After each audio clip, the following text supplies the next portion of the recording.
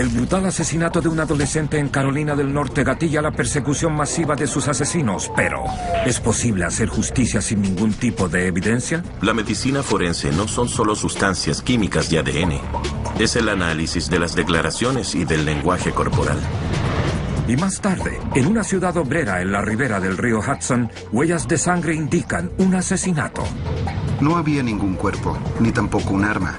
Y no había testigos presenciales del crimen.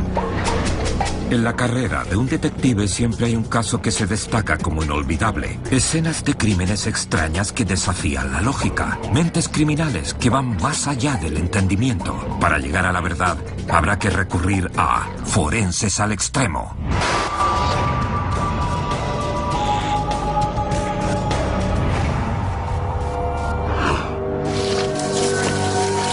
El 22 de agosto de 1995, en las afueras de Raleigh, Durham, Carolina del Norte, 4 jóvenes pasean por un campamento de los Boy Scouts abandonado en un denso bosque.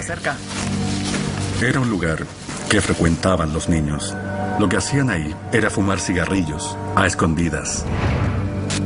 Cuando los chicos exploran las ruinas, hacen un terrible descubrimiento. Toma. Sí. Un cadáver semi-escondido. Salgamos de aquí. Poco después le informan a la policía. Y el detective Adam Clayton del departamento del sheriff del condado de Durham acude con un equipo de criminología. Eran como las 9 de la mañana. Y escuché que dijeron en la radio del auto que habían encontrado un cuerpo en el bosque. Esto era al norte del condado. Es una zona muy rural, boscosa y solitaria. Era bastante sombría. Después de asegurar la zona, los investigadores observan más detenidamente el cuerpo. Comprobé que era un hombre joven blanco, muy joven, al que habían golpeado brutalmente. En la parte de la nuca, su cráneo estaba completamente aplastado. Le habían hecho mucho daño físico. El detective Clayton se da cuenta de un detalle más que incrementa el misterio. Llevaba una camiseta roja con el logotipo de una pizzería o de un restaurante en la espalda. Los investigadores no lo reconocen como una tienda comercial del lugar y mientras siguen buscando pistas, llaman al servicio médico forense del condado de Durham. Se envía la autopsia ese mismo día. Pero la policía sabe algo con certeza. La víctima fue golpeada brutalmente y al parecer no pudo protegerse. Y algo más. Las pruebas sugieren más de un atacante. Encontramos en la escena del crimen un trozo de madera de unos 60-90 centímetros de largo, que pudo haber sido el arma homicida. Además, habían 3 o 4 trozos más, que parecían sacados de una estructura que estaba en la escena del crimen. Y también había sangre impregnada en esos trozos. Y también encontramos algunas rocas que estaban cubiertas de sangre, lo que nos indica que pueden haberse usado como armas. Del trozo de madera, rocas, cabello y sangre se toman muestras y se envían al Laboratorio de Criminología Estatal de Raleigh para analizarlas. Los detectives creen que solo los vecinos del lugar sabían de la antigua ruina, como también los jóvenes que dijeron haber encontrado el cuerpo. ¿Fue una pelea entre muchachos que llegó demasiado lejos? Los llevaron a un puesto de mando y les tomaron declaraciones a todos los jóvenes que estuvieron en el lugar de los hechos. La policía revisa los antecedentes y resulta que los jóvenes no son exactamente niños scouts, pero pasar de delitos menores como ingresar a una propiedad privada o robar a un asesinato a sangre fría parece extremo. Liberan a los chicos, pero no los descartan como posibles sospechosos. Mientras tanto, la policía comienza a buscar en los informes de personas desaparecidas para identificar a la víctima. Una de las pistas era la camiseta de la pizzería de Wilmington, Carolina del Norte. Había un investigador que buscaba en los informes sobre desaparecidos que también incluía Wilmington. Wilmington, una ciudad de mediano tamaño con una población de unos 100.000 habitantes, está en la costa atlántica a unos 240 kilómetros de distancia. Un boletín difundido en el estado genera una llamada desde la oficina del sheriff del lugar. Se sospecha que los restos encontrados pueden ser de Danny Pence, de 17 años, cuya desaparición reportó su madre esa misma mañana. Tenía el presentimiento, de acuerdo a los informes, de que podía tratarse de la víctima. Pero había que investigar un poco más en el caso. Doug Brettenberg y Mark Benson, dos experimentados detectives de Wilmington, son asignados al caso. La madre de Danny, Charlene Pence, les dice que la noche en que desapareció, Danny volvió a casa a las 9 de la noche desde el trabajo y luego salió otra vez. La mayoría de los niños en esa época se iban al muelle Johnny Mercer en la playa de Wrightsville, donde pasaban el rato con sus amigos. Los detectives Benson y Brettenberg se dirigen de inmediato al condado de Durham llevando una foto de Danny. Cuando los investigadores de Wilmington miran las fotos de la escena del crimen, les resulta absolutamente evidente que la víctima es Danny Pence. Llevaba una camiseta roja y lo más importante era que tenía el logo de la pizzería en la que Danny trabajaba. Poco después de que los detectives llegan a Wilmington, le comunican la noticia a Charlene, la madre de Danny, quien sufre el doloroso impacto y no puede creer que alguien quisiera hacerle daño a su hijo.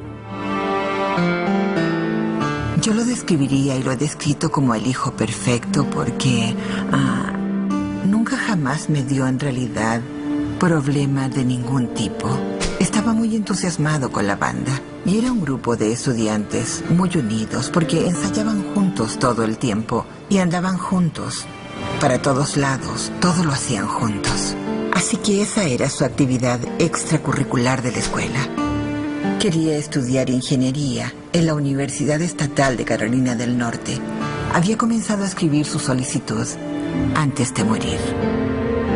Mientras Charlene y su familia tratan de dar sentido a todo esto, la autopsia confirma que Danny murió de heridas múltiples y de un trauma en la cabeza causado por un objeto contundente en las últimas 24 horas, posiblemente con aquella piedra manchada con sangre encontrada en las cercanías. Una de las piedras era de unos 15 centímetros de diámetro, una roca de buen tamaño. Ahora los investigadores saben cómo murió Danny, pero no conocen el porqué y las pruebas de la escena del crimen, las muestras de sangre, de cabello, el trozo de madera y las rocas no entregan ninguna pista. La sangre y el cabello son de Danny y no hay huellas digitales u otras pruebas físicas. Luego, esa misma tarde, los únicos sospechosos, los chicos que encontraron el cuerpo, quedan libres de cualquier cargo. Volvimos a interrogarlos y nos sentimos muy tranquilos de que se comenzara a aclarar que esos jóvenes solo habían encontrado el cuerpo. La pregunta era, tal como decíamos en la policía, ¿quién lo hizo? Los detectives Benson y Brettenberg hablan con la madre de Danny, Charlene Pence, por segunda vez. Aún está angustiada, pero recuerda un detalle importante, que Danny quería vender su Mustang para comprar una motocicleta. Cuando la llamó cerca de las 11, esa noche en que desapareció, le dijo que había encontrado a un posible comprador, un joven de Florida, y que se reuniría con él esa misma noche. Y ella le dijo, ya sabes, ten cuidado y todo eso. Charlene no supo de él por el resto de la noche. Teníamos que ir a la playa de Wrightsville e interrogar a tantas personas como pudiéramos encontrar que pudieran haberlo visto la noche anterior. Los detectives pasan horas en el muelle en busca de pistas. Sin pruebas útiles y sin sospechosos, el caso no va a ninguna parte. El 22 de agosto de 1995, encuentran el cuerpo maltratado de Danny Pence, de 17 años, a unos 240 kilómetros de su casa en Wilmington, Carolina del Norte. La única pista factible, un extraño que al parecer quería comprar el auto de Danny. Pero hasta ahora los investigadores no tienen idea de quién es. A finales de la tarde, los detectives tienen suerte. Había unas personas que quisieron colaborar y dijeron que habían visto a un individuo con Danny junto con una chica. Parecía que estaban tratando de comprar su auto. Uno de los testigos incluso recuerda el nombre del hombre, Todd Bogus. Todd Bogus tenía un extenso pasado criminal en la zona de Nueva Jersey. Era un trotamundos de unos 20 años, casi un vagabundo. Trabajaba lavando platos en un restaurante cercano. El gerente nos dio información mucho más detallada de su identidad. Cuando los detectives encuentran el descuidado apartamento de Bogus, él no está ahí, pero sí sus pertenencias. Además de la ropa y algunos artículos personales, encontramos una fotografía de una joven con Todd Bogus. ¿Es la misma chica que según los testigos estaba con Bogus en el muelle?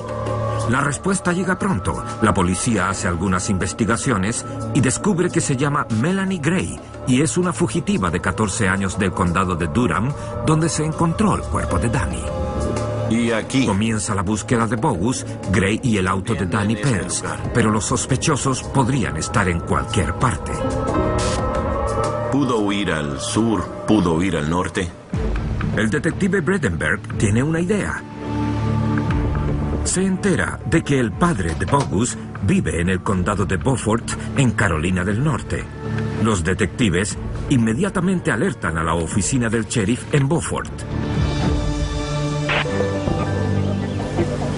Los detectives de la oficina del sheriff del condado comienzan a vigilar cuidadosamente la casa de los padres de Bogus. Y durante esa vigilancia, al día siguiente, notan la presencia de un auto muy parecido al de Danny. Rápidamente, los sospechosos Ted Bogus y Melanie Gray descubren la emboscada. Vamos. Salen velozmente de la casa, entran al Mustang robado y se dirigen a un camino de tierra hacia el bosque. Gran número de patrullas y un helicóptero de la policía estatal los persiguen. Los detectives de Durham y Wilmington llegan justo a tiempo. Llegamos poco después de que ellos salieron y escaparon. La salvaje persecución termina pronto en un campo en las afueras de la ciudad. Bogus y Gray se entregan sin luchar. La detective Susan Johnson, una experta con 9 años en la unidad de peritos forenses en Wilmington, también está en la escena. Ella analiza el auto robado y de inmediato algo llama su atención. Encontramos un par de jeans que sin duda pertenecían a Bogus, que estaban dentro del vehículo con un rastro de sangre muy pequeño. La detective Johnson también se da cuenta de otra evidencia posiblemente valiosa. Había un pañuelo color azul marino atado al espejo retrovisor que más tarde descubrimos pertenecía a Todd. Los pantalones y el pañuelo se envían al laboratorio de criminología estatal para su análisis. Mientras tanto, a Bogus y Gray se les informa de sus derechos y los llevan a la estación de policía del condado de Beaufort. Los llevan a salas separadas y los interrogan. Ella estaba asustada, llorando, aterrada, como cualquier niño de 14 años debería estarlo en esas circunstancias. Creo que se dio cuenta entonces de que era algo muy serio. Y finalmente Melanie Gray admite que en realidad ella y Todd Bogus llevaron a Danny Pence a una remota zona rural al norte del condado de Durham, donde lo mataron. Gray no es la única que confiesa. Todd Bogus también hace una confesión impactante. Le cuenta a la policía una historia oscura de traición y engaño que finalmente llevó al asesinato de Danny Pence. Él inventó una historia que le contaron a Danny para ganar su confianza, que ellos querían comprar el auto, pero que tenían que probarlo y que tenía que llevar el auto a la casa de su madre. Estás atrapado. Déjenme salir de aquí, quiero salir ahora. ¡Cállate! Se detuvieron en algún momento y obligaron a Danny a salir del auto. Y luego se fueron. Y unos 30 metros más allá, ¿Pero por qué? ¿Qué pasó? Todd Bogus conducía y el auto quedó atascado en la arena. Danny lo vio, luego corrió hacia el auto que estaba hundido e incluso los ayudó a sacar el auto de la arena. Oye, espera, ¿qué haces? porque... Y fue entonces cuando amenazaron con un cuchillo a Danny y lo colocaron en la parte de atrás diciéndole, te robaremos tu auto. Bogus dice que fue idea de Melanie viajar hacia el este hasta la zona de Raleigh-Durham, donde ella creció. Antes de entrar al condado, Bogus y Gray atan las manos de Danny y le vendan los ojos con un pañuelo. Melanie Gray los dirige a Durham. Y ellos caminaban. Melanie Gray y Todd Bogus, después de estacionar el auto en este camino de tierra, fueron hacia un antiguo camino en el bosque. Ponen a Danny dentro de los cimientos de una construcción y ambos comienzan a golpearlo con lo que estuviera a mano, fuera una tabla o un palo. Continúan sin parar, hasta que el golpe final se lo dan con una roca de gran tamaño para terminar con Danny.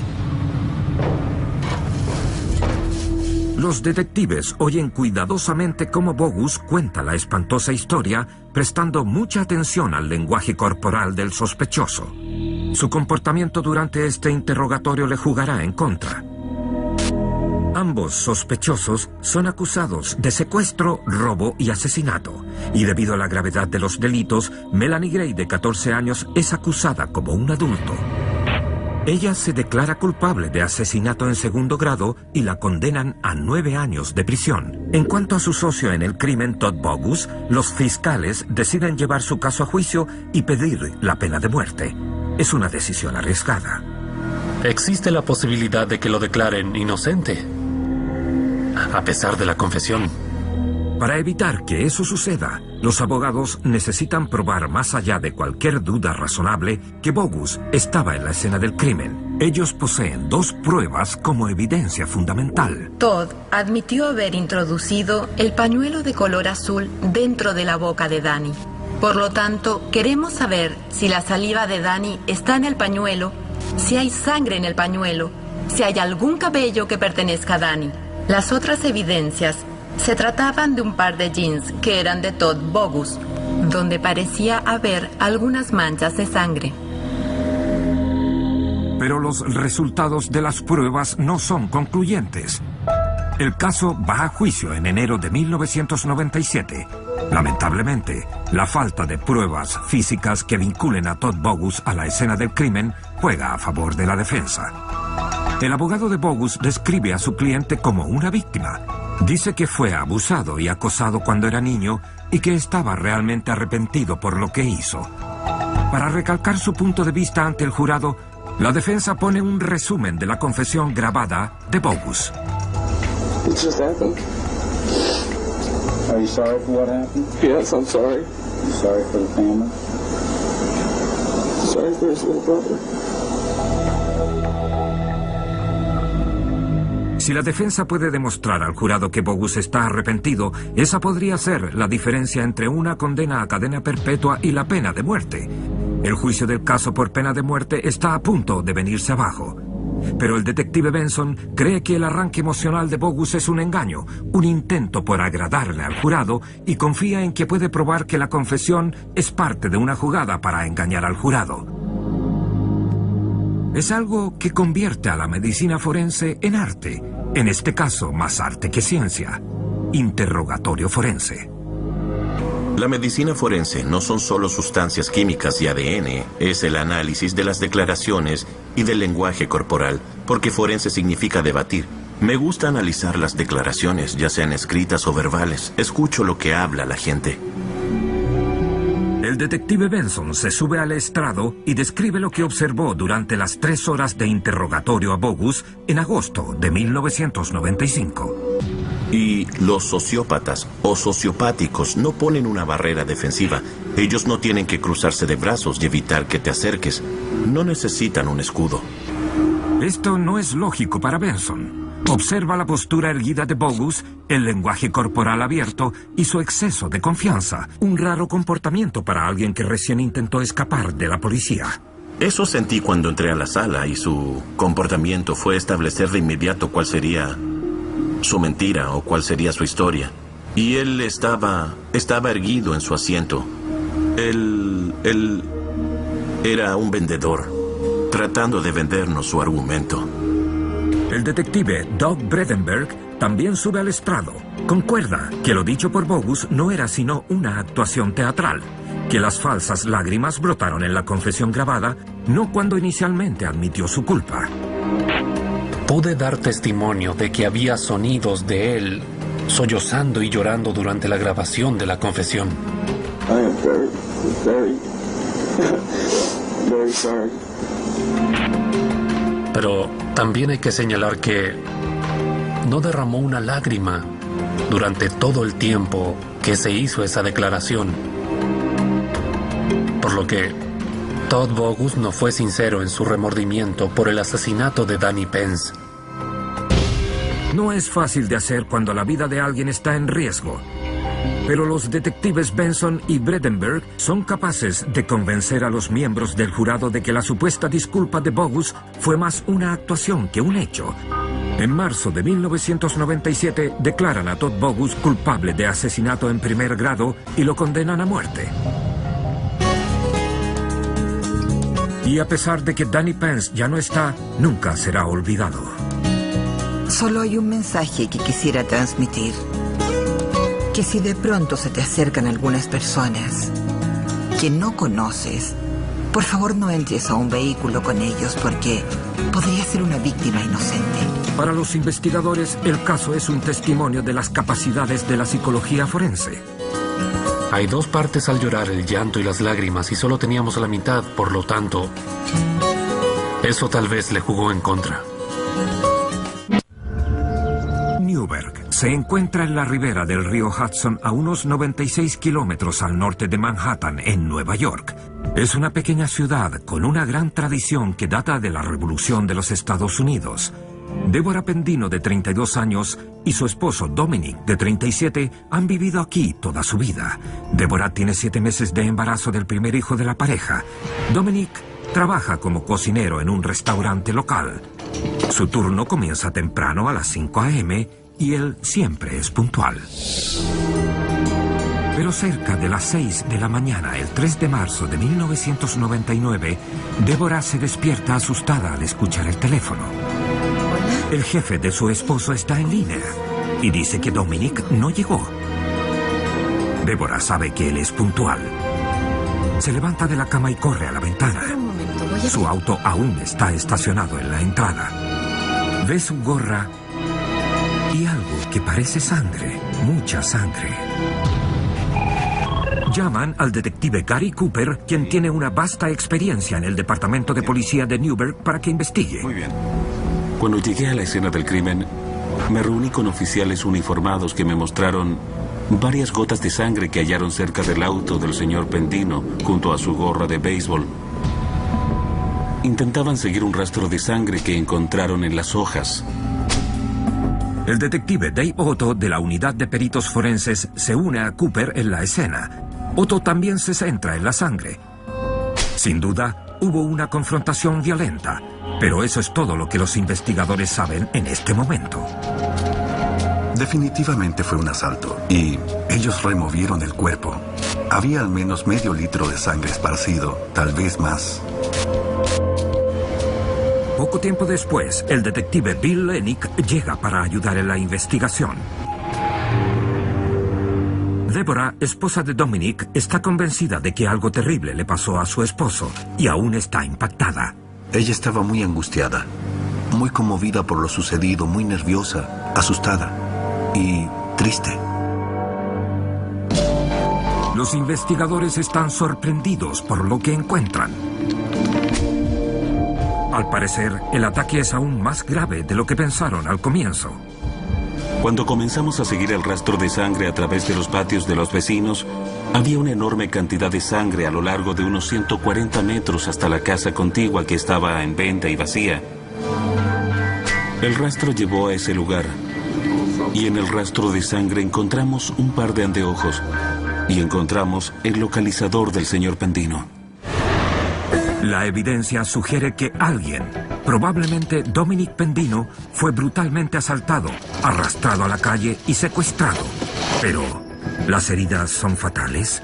Había una gran cantidad de sangre, Puedes perder mucha sangre y seguir con vida. Por eso creímos que aún podía estar vivo en alguna parte. Se envían los lentes, el localizador, la gorra y las pruebas de las huellas digitales al laboratorio de la Policía Estatal de Nueva York en Albany. Las muestras de sangre recogidas en el lugar también se analizan.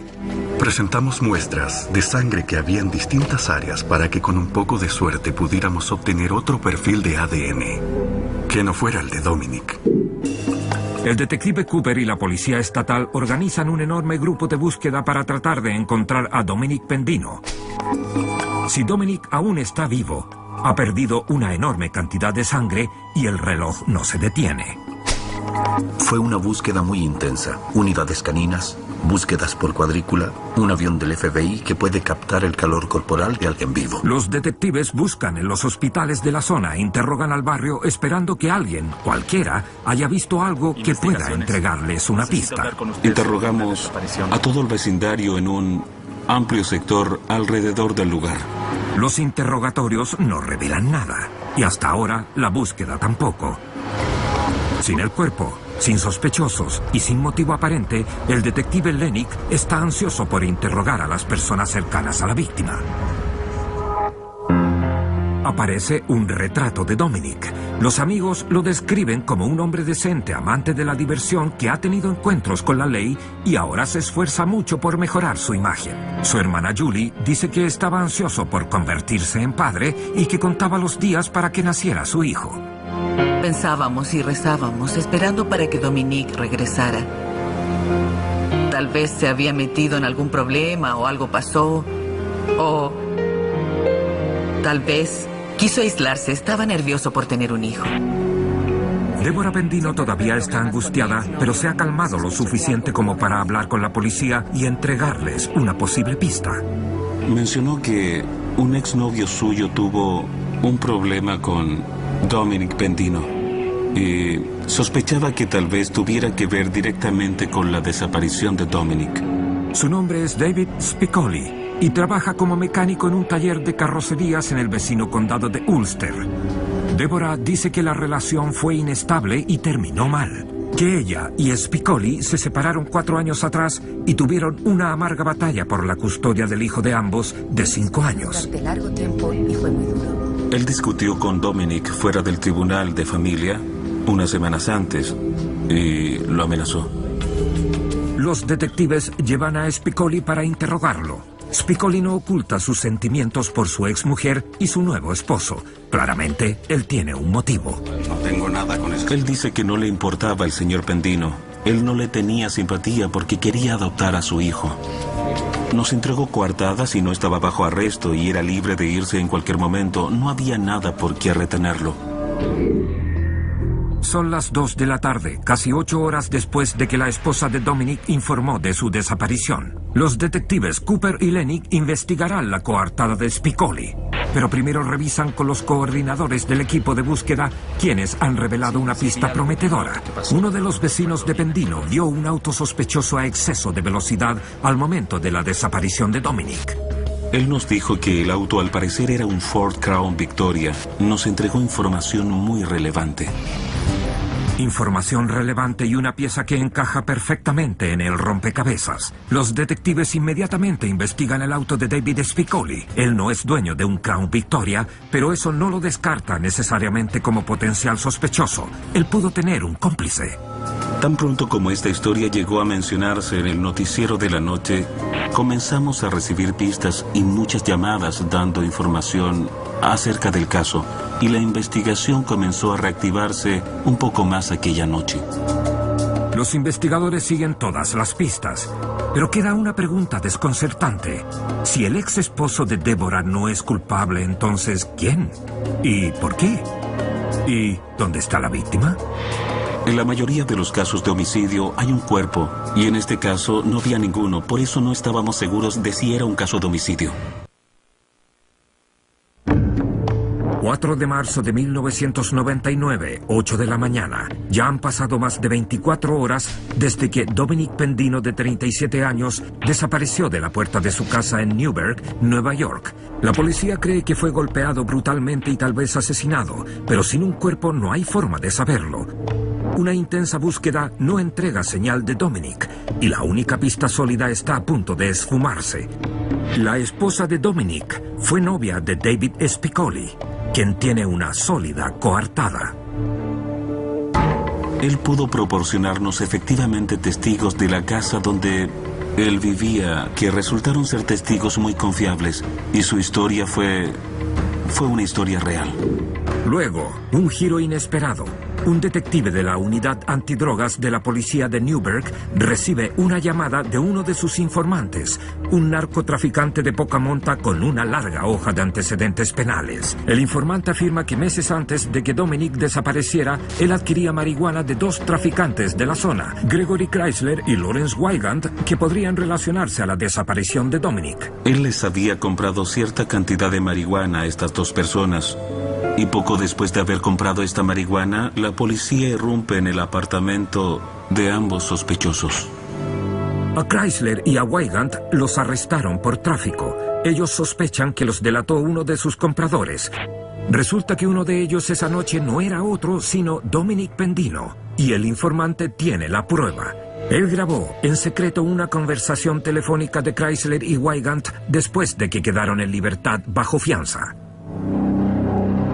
Estos dos sospechosos habían amenazado con golpear al señor Pendino. Las pruebas apuntan a un homicidio. Los investigadores descubren que Gregory Chrysler tiene 39 años y Lawrence Wygant 38. Ambos con antecedentes, y que Wygant es un reconocido matón. Chrysler no es ningún santo, pero tiene un trabajo estable. Es copropietario de una tienda de reparación de automóviles. El detective Cooper se dirige de inmediato hacia allá para dar una mirada. Recorrimos revisando todo el lugar y había un auto estacionado allí, muy parecido al auto que el testigo vio abandonando la escena la mañana en que desapareció el señor Pendino. El Ford Crown Victoria. Ahora la policía tiene un auto que coincide con la descripción que entregó el testigo ocular junto con el mensaje de amenaza grabado. Chrysler y Wygant son prometedores, pero ¿es posible vincularlos con la escena del crimen? El laboratorio estatal está realizando las pruebas de ADN en la sangre, la gorra, los lentes y el localizador encontrados afuera de la casa de Dominic Pendino, pero se necesita más tiempo. Mientras los investigadores intentan armar un caso contra Gregory Chrysler y Lawrence Wygant, localizan a la novia de Wygant, Gina, quien tal vez sepa algo. Convencida de que su novio no tuvo nada que ver con el ataque a Dominic Pendino, Gina accede a cooperar con la policía para ayudar a probar su inocencia. La novia de Larry nos entregaba su rutina diaria y nos decía lo que él estaba haciendo y a dónde iba y a los lugares donde podíamos encontrar al señor Pendino. Todavía estábamos interesados en encontrar los restos del señor Pendino, y ella fue muy útil para nosotros. Creo que corría un gran peligro si él se enteraba de que trabajaba con nosotros. El 5 de abril de 1999, poco más de un mes después de que desapareciera su esposo, Deborah Pendino da a luz a un niño. Es un momento agridulce para la familia. Fue muy hermoso y emocionante haber sido parte de ese momento. Pensé en que me gustaría que él estuviese aquí para ver a su hijo. No encontrábamos el cuerpo, no sabíamos dónde estaba. Había que resolver el caso. Y no hay ningún avance. Ni Lawrence Wygant ni Gregory Chrysler revelan información. Gina, la novia de Wygant, tampoco entrega nada nuevo. No teníamos ninguna otra evidencia o alguna información útil que nos ayudara a aclarar un poco más este caso. Sabían que estábamos tras ellos. Por cierto, no regresarían a donde dejaron al señor Pendino. Luego, los detectives reciben una explosiva pista de un adolescente en la zona rural de Walden, Nueva York.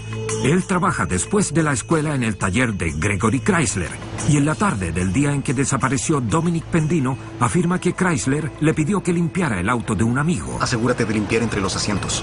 Según el adolescente, el asiento de atrás era un desastre. El señor Chrysler le dijo al joven que él había derramado gran cantidad de pintura roja en la parte trasera del auto. Le dijo que limpiara. Después de que el chico limpiara el auto y le quitara la pintura, lo mejor que pudo, el señor Chrysler insistió y luego le hizo limpiar el auto aún más. Y luego nos informó que otro amigo de Greg Chrysler también llegó esa mañana con un vehículo, un Toyota 4Runner con un poco de sangre en los cinturones de seguridad y en el asiento. Y el señor Chrysler también le dijo que limpiara la sangre del 4Runner. El amigo de Chrysler resulta ser nada menos que Lawrence Wygant, de 38 años.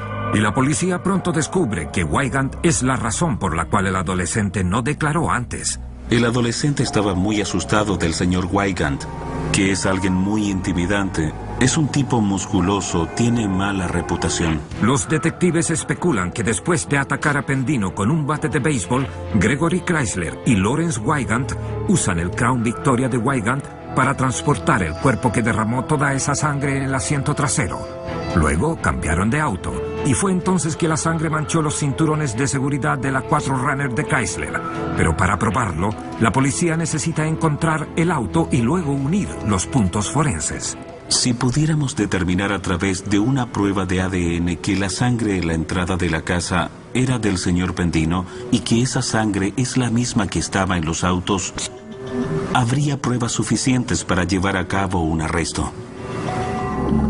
Pero incluso si se arresta a los sospechosos, condenarlos no será fácil, ya que no hay un cuerpo. Los exámenes que se realizan en el laboratorio aún no están disponibles. 5 de abril de 1999, 4 semanas después de la misteriosa desaparición y probable asesinato de Dominic Pendino, de 37 años, la policía de Newburgh, Nueva York, cree que 2 traficantes de drogas cometieron el crimen, Gregory Chrysler y Lawrence Wygant. Pero, ¿pueden probarlo? Los detectives los han seguido las 24 horas del día, pero han llegado a un punto muerto. Mientras tanto, en el laboratorio estatal de Nueva York, la supervisora de servicios forenses, Melissa Lee, analiza las pruebas encontradas en el suelo, hojas, rocas y palos, en busca de sangre. Usé una prueba de detección presuntiva llamada leucomalaquita verde, y esa prueba resultó positiva. Una vez que estas pruebas resultan positivas, procedo a extraer el ADN de las células de esas manchas de sangre.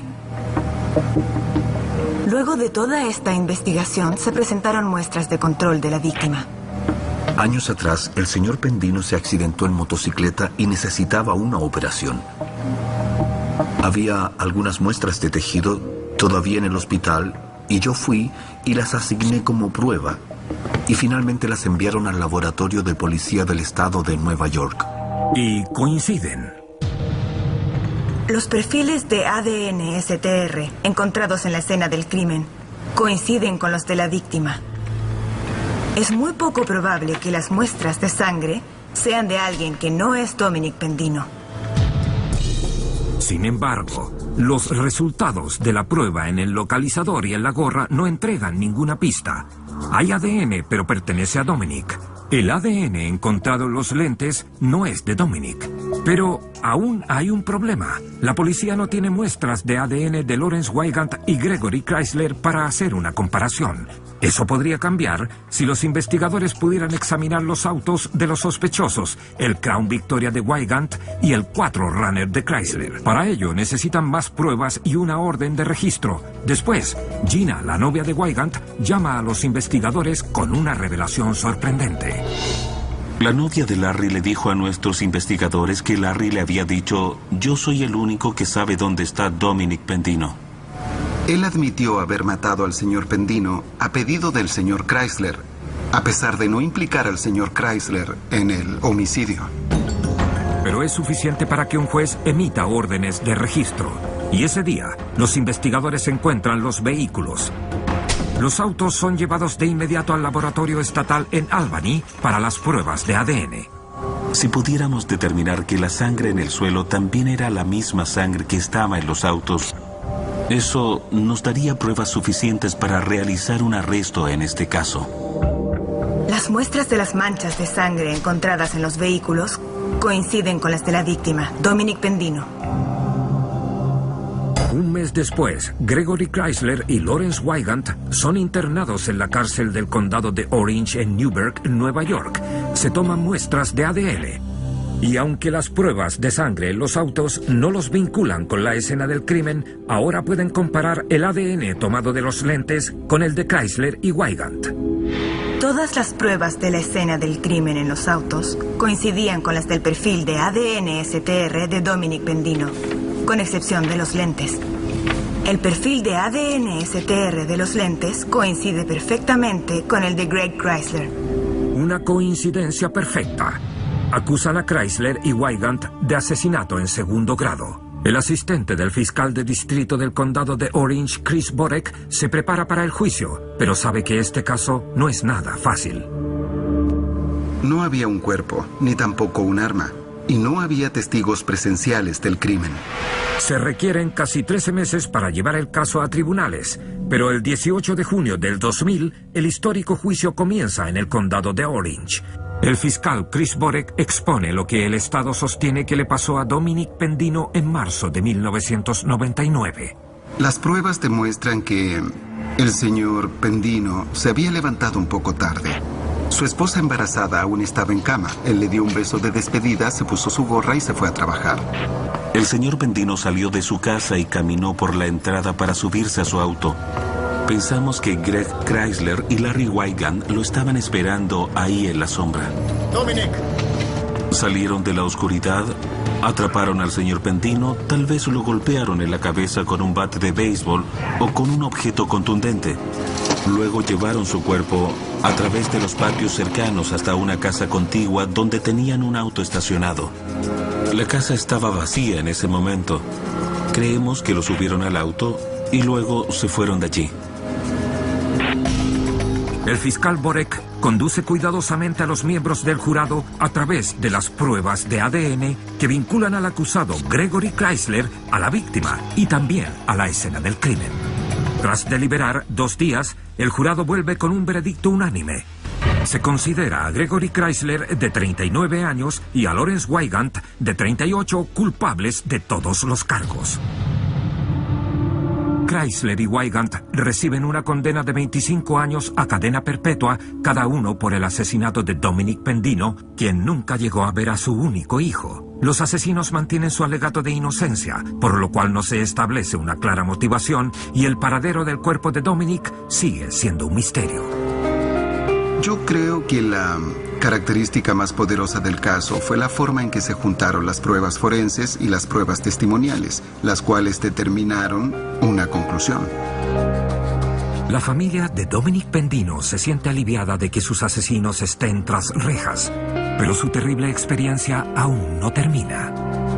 Es muy difícil. Y no tener el cuerpo para llorarlo, como lo hace la mayoría de la gente, es muy difícil. Duele. Mi familia tiene la esperanza de que alguien algún día nos devuelva los restos de Dominic. Seguimos trabajando con pistas que investigamos permanentemente porque hasta el día de hoy el caso no está cerrado. Hay un cuerpo desaparecido que su familia reclama.